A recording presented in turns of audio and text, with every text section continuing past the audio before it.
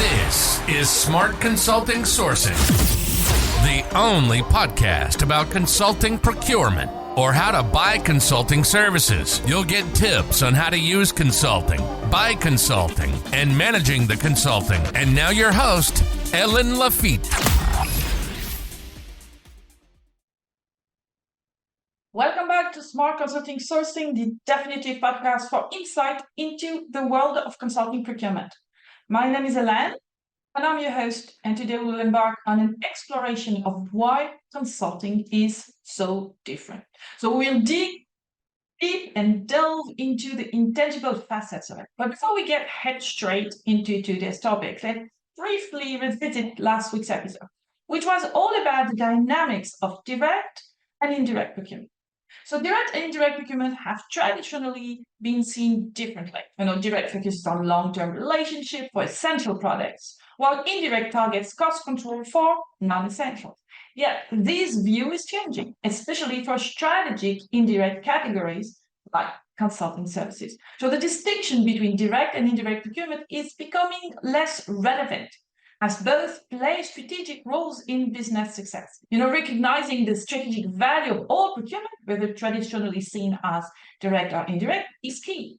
And the focus should shift toward identifying strategic and non-strategic purchasing, ensuring even non-strategic buying is approached effectively. So emphasizing collaboration, technology, strong supplier relationships, and alignment with business goals is crucial for optimizing procurement across the board. So if you missed our latest episode, no worries, dive into our rich discussions anytime on Spotify, Apple Podcasts, YouTube, you name it. And for a deeper dive into the consulting sourcing universe, you can check out consultingquest.com. You'll find a wealth of knowledge with our white papers, ebooks, podcast transcripts, etc. And don't forget to share the gems with your network and leave us a review. Your feedback fuels our passion to continually bring you top-tier content. On top of that, we have some hands-on workshop coming up, covering everything from mastering negotiations with consulting firms to crafting effective RFP. So if you're keen on joining, you can reach out at hcl@consultingquest.com and embark with us on this enriching journey. Well, all right, then, now back to today's episode, where we are going to uncover what truly sets consulting apart from other categories. And it all begins with trust. So let's get started. Trusting the consultants involved in your project can really transform the entire consulting experience. It will make it smoother, more collaborative, and ultimately ensure the effective application of recommendations. But you might be wondering, why is trust such a big deal in consulting? Well, let's take a dive into the fascinating psychology of trust, and I promise it won't be boring. So to understand the role of trust in consulting, we have to explore the inner working of our brains and emotions. So trust isn't just a warm and fuzzy feeling. It's a complex web of factors that influence our decisions. Imagine you are a client really looking to revamp your organization. You've brought in a team of consultants to help define the right options. Now, from the very beginning, if you sense that these consultants are genuinely committed to your success, that they have your best interest at heart, and they're not just in it for the paycheck, you start to trust them. It's like a spark that ignites the collaboration. And when trust is present, you're more likely to open up, to share personal information, and actively engage in brainstorming sessions. You're also more inclined to implement their recommendation with confidence. So you see, it's a powerful dynamic that can make or break a consulting project. So what are the key components of trust? These are the building blocks that make up the foundation of trust in consulting. And I have to tell you, this insights come from a fascinating podcast I listened to featuring an expert in the field, Adam Waits. It's an associate professor of management and organizations at the Kellogg School of Management. You will find the link to the podcast in the description of this episode. So going back to our topic. First up, we have benevolence. So think of it as the consultant's genuine kindness and caring nature? Do you perceive them as truly invested in your success? Are they looking out for your best interest, not just their bottom line? Next, we have integrity. It's about trust in their ethical compass. Can you count on them to do the right thing, even when no one's watching? Integrity is all about knowing that your consultants will always act in an upright and principled manner. And now moving on to competence. So this one is a biggie, right? Do your consultants have the skills and knowledge required to get the job done? Trust in competence means believing that they're not just talk, but they have the expertise and ability to deliver the results that you need. And last but not least, predictability. Can you rely on your consultants to act consistently and predictably? Trust in predictability means you know what to expect from them, and there are no surprises along the way. So what does all this mean for consulting? Well, it means that trust is the secret sauce that can make or break a consulting engagement. When you, as a client, believe that a consultant is not only competent, but also reliable, it changes the game. It's not just about the project sponsor, the one who's footing the bill. It's about the entire team involved in the project. Trust in a consultant ripples through the entire process. So let me share a story with you. Early in my career, during my tenure at Gaz de France, I faced what initially seemed like an insurmountable challenge. We were to implement the ISO 9000, gas emergency group. For those who are familiar, Gaz de France was a place where strong unions and a workforce that, quite frankly, did not shy away from showing toughness, let's say that way. The task at hand required a fundamental shift from an oral work culture to a written one. A leap that was, to say the least, daunting. And the transition demanding more than just a change in procedures. It called for a transformation in mindset and culture. Given the deeply ingrained oral tradition of communication within the team, convincing my colleagues to document processes, adhere to standardized procedures, and essentially to change the way they had been working for years was no small feat. So the cornerstone of this transformation, trust. Building trust wasn't about asserting authority or demonstrating superior knowledge.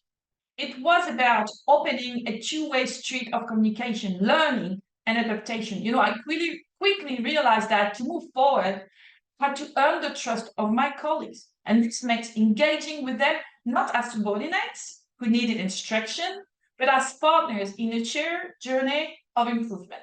And truth to be told, the learning curve was steep, and not just for my team, but for me as well. Each step of the way, trust was what paved the road ahead. It allowed me to gain their attention, to be heard. And my colleagues were not just willing to listen to my arguments, but to engage with them, to propose adjustment and take ownership of the process. And this collaborative approach, rooted in mutual respect and trust, was what ultimately led us not just to implement the ISO 9000 framework, but to achieve certification. So reflecting on this lesson, it's a pivotal takeaway that emerged, one that has profoundly influenced my perspective on consulting throughout my career. The transformative power of trust. Trust transcends the conventional notion of a source value to become a strategic asset. It's pivotal for opening doors, to facilitating meaningful dialogue, and nurturing a culture of collaboration and continuous improvement. And in consulting, where change is often the only constant, trust lays the groundwork for building successful, impactful engagement. But now, trust is a multifaceted gem, shimmering directly depending on who's looking. But if we're to find a starting point in a quest to trustworthy consultants, because that's what it's about, right? You need to find those consultants that you can trust. We are going to look at the concept of fit. So what does fit mean in the consulting world? So it's a term that captures the essence of a consultant's ability to gel with your organization, embodying integrity, expertise, and knowledge. So It is about more than just ticking boxes. It's about finding that consultant whose approach, style, and ethos align with your specific needs and culture of your project and organization. And yes, this alignment can shift dramatically from one project to another, which means that the consultant for one project is not necessarily the one for the next project. So that's why it's such a complex notion. So now let's break down fit a bit further. At its core, you're looking at expertise, both in the capabilities necessary for the work at hand and relevant industry experience. But it's not just about having experience.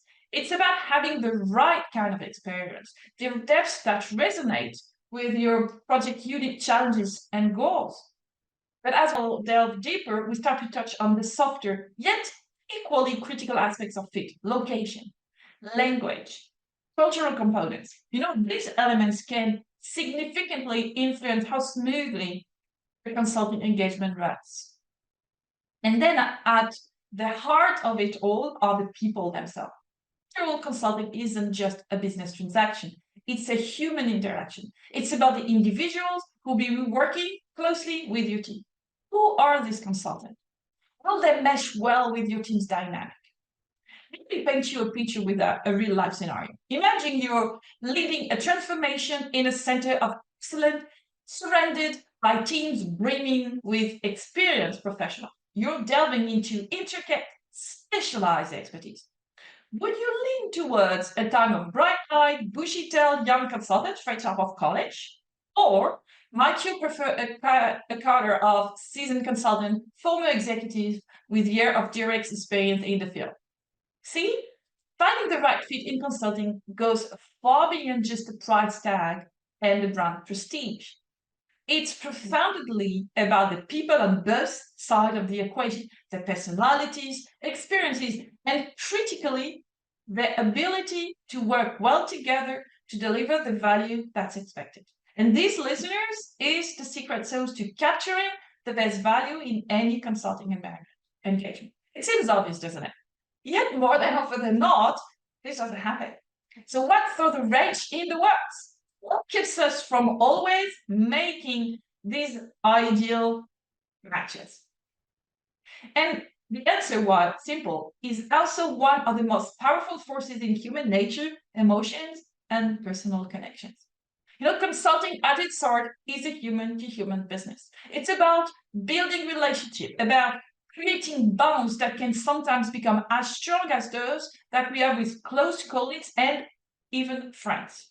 And while this connection can be the very thing that makes a consulting engagement successful, it can also cloud our judgment and lead us to make decisions based on feelings rather than facts. Now imagine for a moment that trust is the door to a client's organization. If that's the case, then empathy and emotional intelligence are the keys that unlock deeper level of collaboration and partnerships. Consultants are just hard brain, they're hard hearts too. They dive into the emotional depth of an organization, feeling the pulse of its people, understanding their fears, and celebrating their joys. This emotional attunement allows consultants to navigate the complex interpersonal dynamics with client organization with grace and effectiveness. But here's the rub. As consultants, we often find ourselves building personal relationship with our clients. And it's part of what makes us good at our jobs. These relationships become so strong that the thought of breaking them seems not just daunting, but downright wrong. And rightly so, because maintaining these relationships are crucial. However, it's also crucial for our clients to recognize when this cherished bond might begin to obscure that judgment.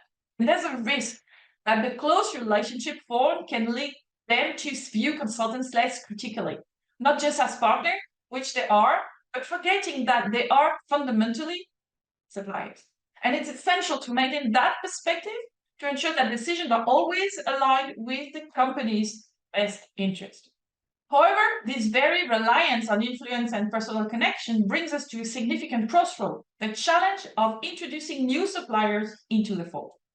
Our internal stakeholders often have a favorite tune they love to play, sticking to the consultant they know and trust. Why venture into the unknown with a new supplier, they ask?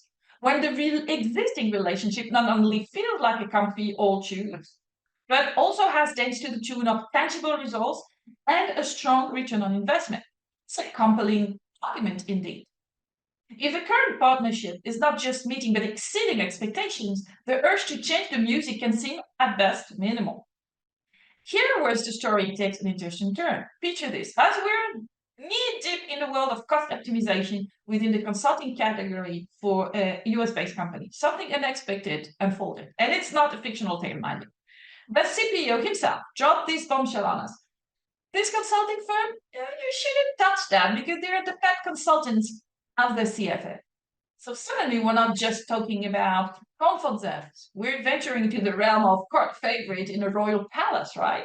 This isn't merely about sticking to the known for a fear of the unknown. It's about the perception and sometimes the reality that certain consultants hold a protected status, that special badge on invincibility granted by those close ties to power. Here lies a delicate balance. While it's true that a proven track record and a deep personal connection with a consultant can lead to outstanding outcomes, this comfort zone can become a barrier to exploring potentially more innovative or cost-effective solutions. And it's about recognizing that attachment to existing suppliers driven by positive past experience and the emotional bonds that have been formed can sometimes cloud our judgment or limit our openness to new possibilities. And to navigate these waters successfully, implementing solid supplier relationship management is key. It's not about dismissing the value of established partnership. Rather, it's about setting boundaries that preserve the integrity of the consulting engagement while fostering a connection that's both personal and professional. And this involves maintaining that personal touch while ensuring decisions are made in the best interest of the organization, striking a balance between loyalty to existing consultants to openness to new partnership. And moreover, consultants' ability to thrive on influence, leverage their emotional intelligence to read a room and understand the undercurrents of an organization becomes a double-edged sword. While the influence can drive breakthroughs and cement strong partnerships, it must be tempered with a commitment to ethics and objectivity. The value of a personal relationship with a consultant is undeniable, but it cannot be the sole foundation of the partnership. We've got a system in place to mitigate bias and encourage a healthy rotation of suppliers when beneficial. There's a risk that decisions might be made based on personal affinity rather than a solid strategy and a clear-eyed assessment of what's best for the company. So as we conclude today's episode, I'd like to leave you with a valuable insight. Our discussion revealed that the essence of consulting with its unique characteristics also resonates across other professional services like legal. And at the heart of these intangible, service-oriented sectors are the fundamental elements of trust, compatibility, and impact, underscoring that these are fundamentally human-to-human interaction.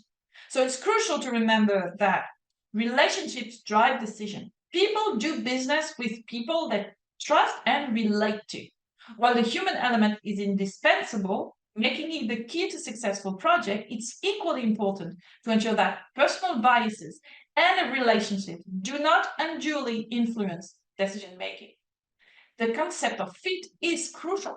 Companies should not only seek consultants with the right expertise, but also those who can seamlessly integrate with their team and vice versa. Balancing this dynamic is what leads to truly effective and objective outcomes. So for those interested in exploring these subjects further, I've compiled a selection of resources that can help you better understand consulting. The first one is an insight called How to Buy Consulting Services Like a Pro, the Definitive Guide. Here, we delve into the various dimensions to consider when assessing the fit of a consulting service. It's a comprehensive guide that covers everything from understanding your own needs to evaluating a consultant proposal through the right lens. Second one is an insight also called Balancing Acts, the Tightrope of Ethics and Conflicts of Interest in Consulting. So in this article, we explore the ethical challenges in consulting, in particular on the front of conflicts of interests. So you can find all these resources and more on our website, consultingquest.com, under the Thought Leadership section.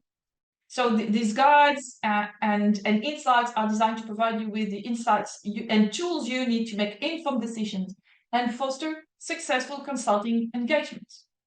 Now, looking ahead to our next episode, we'll continue with this topic and talk further on how to assess impact and true value. We will also take a look into the unique nature of consulting negotiations and round it up all by briefly taking a peek on consulting beyond business interests. So thank you for tuning in into this episode. Your thoughts and feedback means the world to me, so don't hesitate to reach out on LinkedIn and via email at hcl@consultingquest.com. I'm always up for chat. And if there are any topics you'd love to hear about in future episodes, send them my way too. Can't wait to hear from you. And until next time, stay safe and keep up the smart consulting sourcing game. Au revoir for now and happy sourcing. You've been listening to Smart Consulting Sourcing, the only podcast about consulting procurement.